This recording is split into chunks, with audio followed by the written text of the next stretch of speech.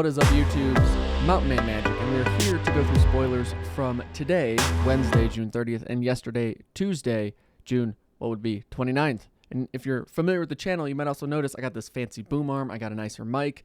We're trying to up some things, and yeah, like my audio's been fine, but now it's going to get better. I don't know how great it will be in this one. I still got some tinkering to do, but we're going to get there. But now, we got to jump into the nostalgia bomb that is this set, Adventure in the Forgotten Realms, and look at the cards that were spoiled, starting with Cridle of Baldur's Gate. Oh, Baldur's Gate, this is my first PC games that I just loved, absolutely loved.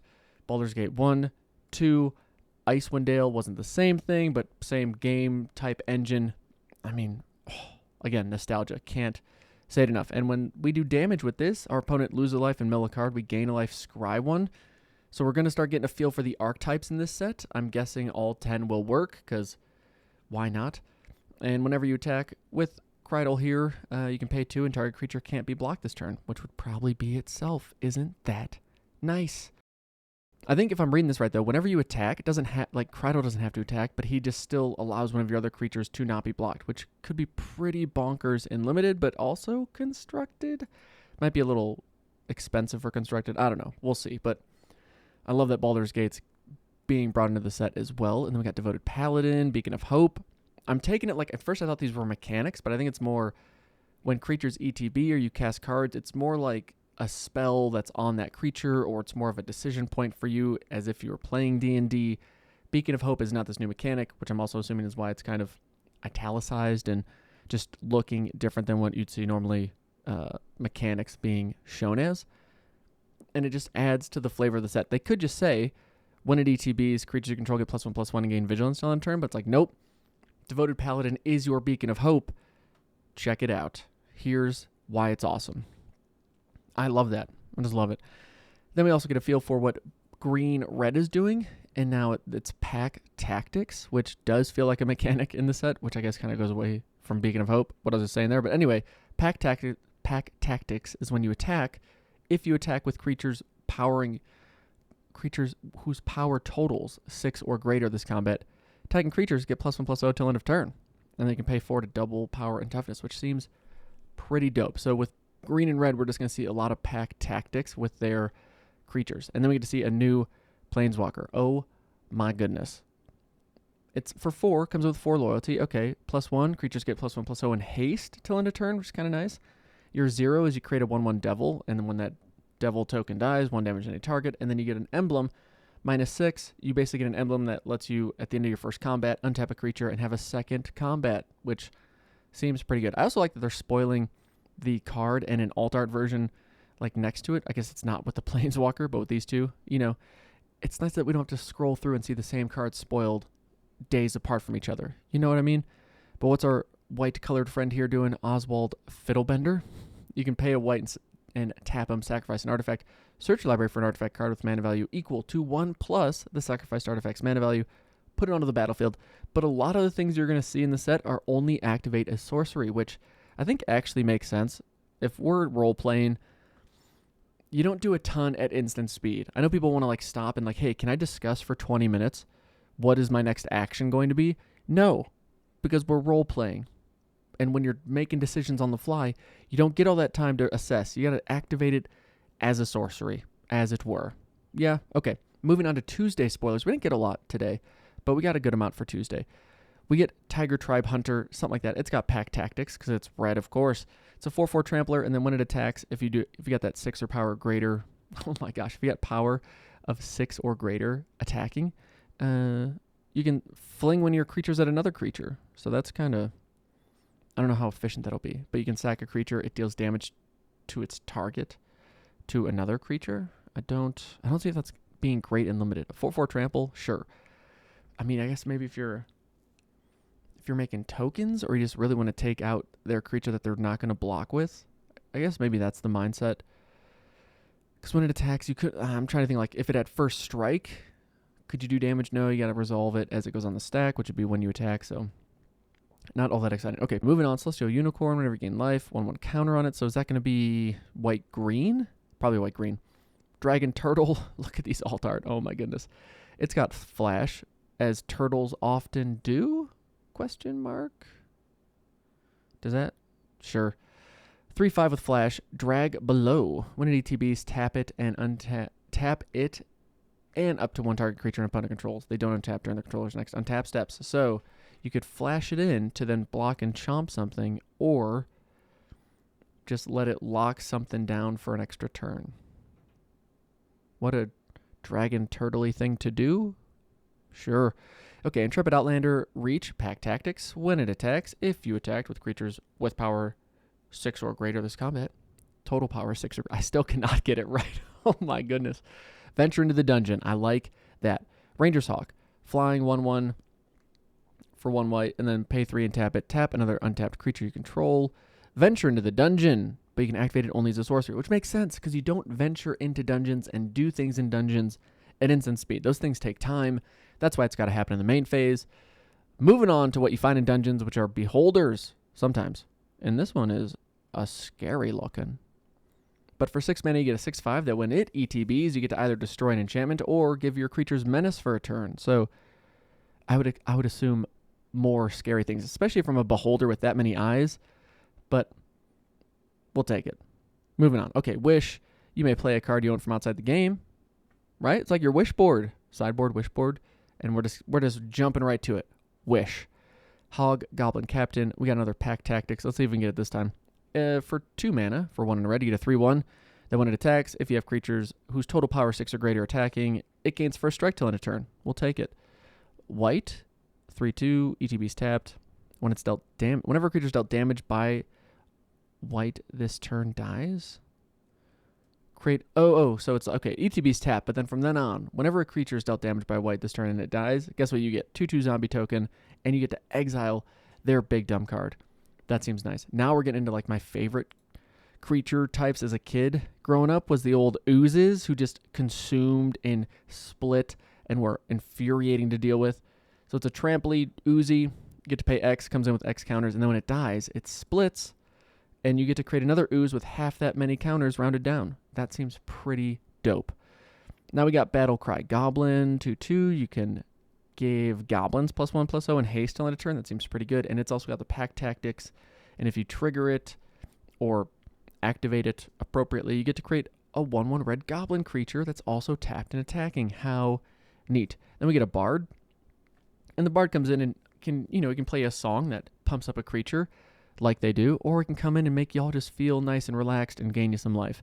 I love this whole, like, you're on an adventure. You got your character. You played your character. What's your character do in this situation? Whatever I need, which is either doing a more offensive thing, doing a more defensive thing. It's a huge flavor win for everything that's going on. I can't say it enough how much I love the flavor in this set. All right, then you find the villain's lair. What do? Well, you counter a spell by fooling their scheme or learn their secrets. Draw 2 cards, then discard 2 cards. I feel like this is actually a fairly playable counterspell. There's plenty of times in a control game where you have more than enough counterspells and you just wish you could find something else.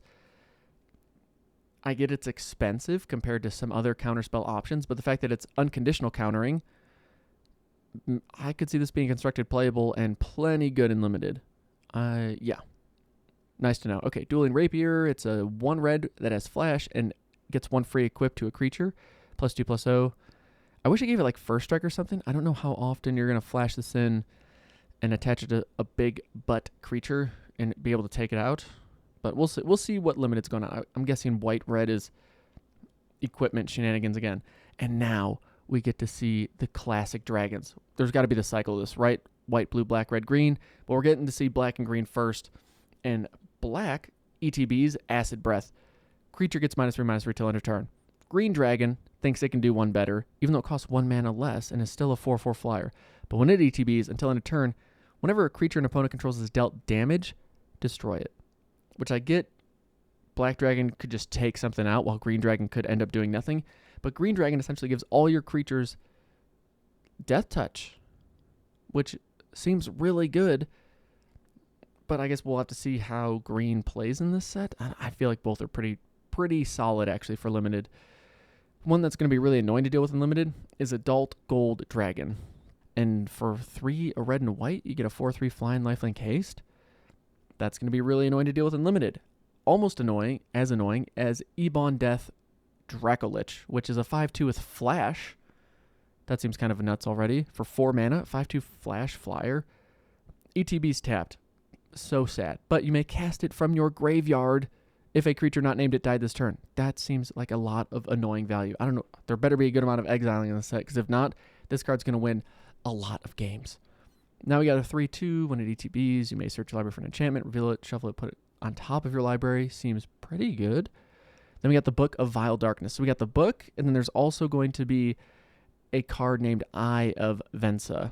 And we get to tap this, exile the book and the Eye of Vensa, and we get to create an 8/8 black zombie god creature token with indestructible, and it gains all triggered abilities of the exiled cards, meaning it also gets this at the beginning of your end step. If you lost 2 or more life, you get to create a 2/2 black zombie. We're on missions now. Now we got quests to complete in this set. That seems pretty awesome. We get another Pack Tactics, a 3/3 for 2 green. What's the drawback? Probably nothing. Just pushing cards. Human Werewolf. It's Pack Tactics if you attacked with creatures with total power 6 or greater. Draw a card. That seems pretty good. Till end of turn, it has base power and toughness 5/3, gains trample, and isn't a human. So you can pay for it to turn into a werewolf. Seems neat. Okay, Orb of Dragonkind. Add 2 mana. Sack it. Look at the top 7. It's just a value. It's a value card. 50 feet of rope. The classic thing that you put in your backpack when you set off from town and you start your adventure. 50 feet of rope. Now, do you come back? No, because you lose 5 of it when you tie it to a rock and you forget to untie it or put it in a knot and you just got to cut it. Or you use 10 because you think I'm going to throw it over the doorway and see if anything slams on it. I'm just saying, you set off with 50. You never come back with 50. It's just the way of the D&D world. Okay, you can climb over, tap it. Target wall can't block this turn. Nailed it. You can tie someone up. Target creature doesn't untap during its controller's next untap step. Makes sense. Or you can rappel down. Venture into the dungeon. This is just one of my favorite cards already. That's all I'm going to say. I don't know if I'm going to play with it. It seems pretty good. Just a 3 and tap it. Target creature, keep it tapped, creature tapped. It's expensive, but unlimited. Sometimes it's a cost you're more than willing to pay. And rappelling into the dungeon. I'm excited about that card. All right, choose your weapon, destroy something with flying, or you can double a creature's power toughness. Cool. You got Grazilax, Illithid Scholar. Whenever a creature you control becomes blocked, you may return it to its owner's hand. Whenever one or more creatures you control deals combat damage to a player, draw a card. Got it. 3/2 for 3, does blue things. Moving on. You see a pair of goblins. What do you do? Do you charge them? If you do, creatures you control get +2/+0. Because they are inspired by your bravery, or you befriend them and creature token, and you create 2/1/1 red goblins because they join you and they're like, you know what? I don't care what anyone says about you. You're all right by me. Come join our band of merry adventurers. I like it. How can you not like the flavor in this set? Even if you've imagined what D&D looks like, this set I think is doing an incredible job getting that flavor and that joy across of why I think a lot of people enjoy role-playing, because you get to make decisions in the moment, and then it changes the course of that adventure. Bull Strength, pump a thing up, give it trample, untap it. Then we see the classic Manticore. A 2/1 flash flying. As a 2/1, not all that exciting, but when it ATBs, it destroys a creature that was dealt damage this turn. So, could be good. Now we get to see, we're going to highlight this card. This has got to be one of the top. Come on, Gelatinous Cube. When it ETBs, you get to engulf a non-ooze. So it's just exiled, stuck in the cube. And you know what you can do? You can play black and X, where X is equal to its mana value, and the cube dissolves it. That is awesome. I don't care what anyone says. That's awesome. Guild Thief. When it deals damage, it gets a counter. You can pay 4, can't be blocked. Devour Intellect. Discard. Target opponent discards a card, but if you use a treasure to do it, you get to look at their hand and tell them what they discard. Seems good. You hear something on watch. What do? Do you rouse the party and creatures you control get +1/+1 till end of turn? Or do you set off traps and it deals 5 damage to target attacking creature? I'm going to guess, more often than not, you're dealing 5 damage to target creature. Because get it out of here. We like removal. Charmed, sleep, enchant creature is tapped and doesn't untap because it's charmed and sleeping. Now we got someone who gives us 3 options. Dawnbringer Cleric. When it ETBs, choose one. Gain 2 life because it's going to cure some wounds. You can dispel that magic, destroy target enchantment, or Gentle Repose. Exile target card from a graveyard. Seems flexible for 1/3 for 2 mana. I don't know how often you're going to do it, but if you got enough gain life synergies, this could be a pretty sweet common to pick up. Helps stall out against early aggro, helps your stuff scale. It's just a solid, potentially solid card. All right, next up we see a guard approach. We're going to choose one. Distract the guard, tap target creature, or hide. Target creature you control gains hexproof till end of turn. Nice. Okay, Plundering Barbarian. You can smash the chest, destroy an artifact, or pry it open, get a treasure. And then we got Circle of Dreams Druid. A 2/1 for 3 that taps for green for each mana, or each creature you control. Seems good. Black Staff of Waterdeep turns a non-token artifact into a 4/4 artifact creature for as long as it remains tapped. Treasure chest, pretty dope. You can pay 4 to sack it, and then you get to roll a d20. 1, trapped, you lose 3 life. 2 to 9, create 5 treasure tokens. 10 to 19, gain 3 life, draw 3 cards. So for 7 mana, get 5 of it back. Meh. For 7 mana, gain 3 life, draw 3 cards. Meh. But if you roll that nat 20, search your library for a card. If it's an artifact card, you may put it onto the battlefield. Otherwise, put it in your hand, shuffle. I mean, if you pay 7 mana and you lose 3 life, that is... I guess seeing this card, it makes me wish when you had these kind of options that all of them had, like, even just a 1, 2 through 19, and a 20. Like, if you roll that nat 1, something bad's going to happen. If you roll that nat 20, something great's going to happen. Maybe that's too much variance in a game that already has a good amount of variance, but I like the flavor here, even if it's not something you're often excited to play. And I'm sure we can synergize getting 5 treasures or just drawing 3 cards and making the mana cost not that big of a deal, but I don't know. I love the card. I love the card. I don't see me playing with it much, but I love it.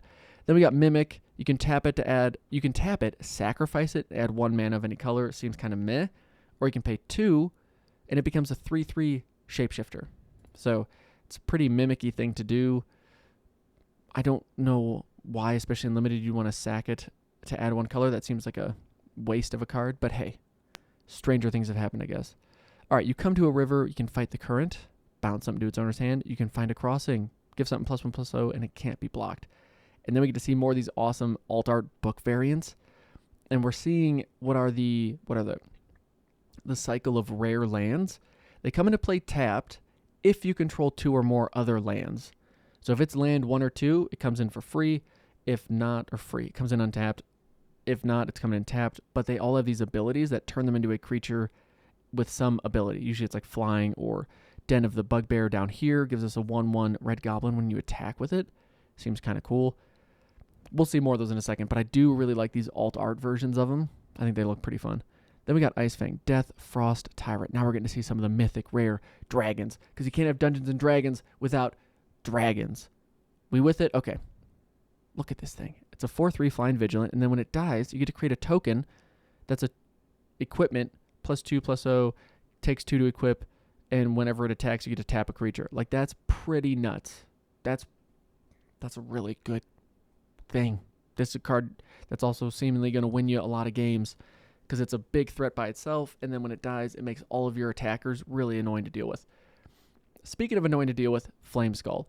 It's a 3/1 flyer that can't block, but when it dies, it gets this little rejuvenation ability. So you exile it and the top card of your library, and until your next turn, you may play either it again or the card you exiled. I like that flavor. It's annoying. It's what Flame Skulls do. They're annoying to deal with, and they just seem to never go away. But here we are. Okay, Den of the Bugbear, we know it's red. Pay 4, it becomes a 3/2 when it attacks. You get a 1/1 goblin. Then we got Sphere of Annihilation. When it ETBs, you put X void counters on it. On your upkeep, you exile it.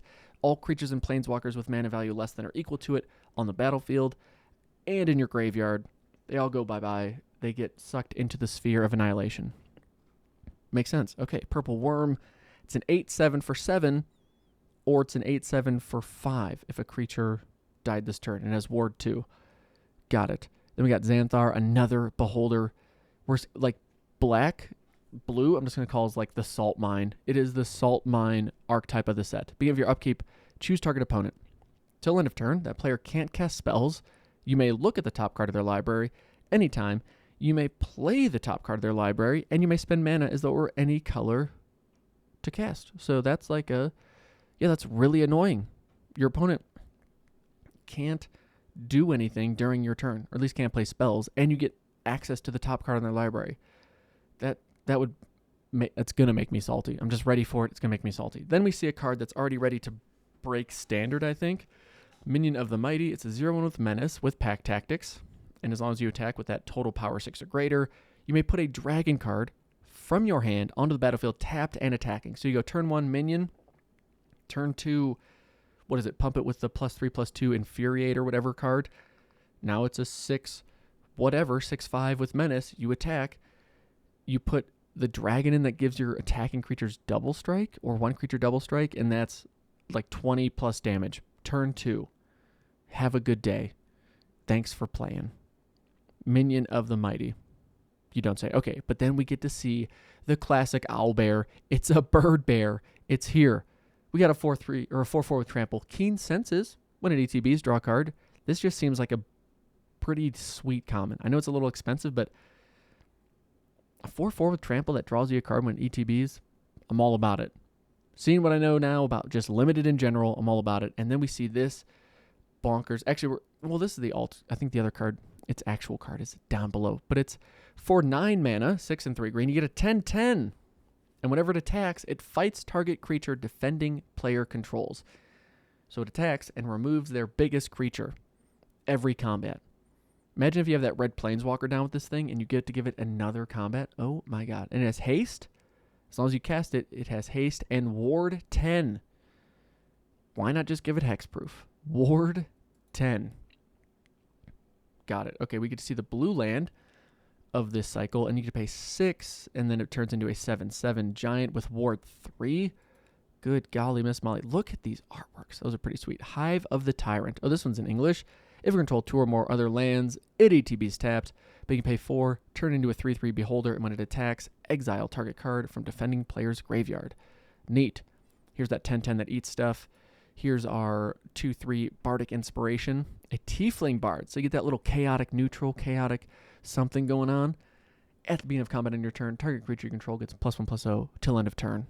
Just singing chaotic songs. And then we get to see, what the white-green archetype's doing, which is most likely focused on gain life. It's a 2/2 for 2. Whenever you gain life, put a 1/1 counter on her and scry 1. Seems pretty good. And then we're into stuff we already covered. So, there's a lot to cover from Tuesday, not much to cover Wednesday, but I seriously love Pack Tactics as an archetype focus. Like, it's getting you into combat. And the more you attack with, the more benefit you get from it. I really, really like that mindset and not just having to sit back and wait and see what happens. It's like, what exactly is going to come.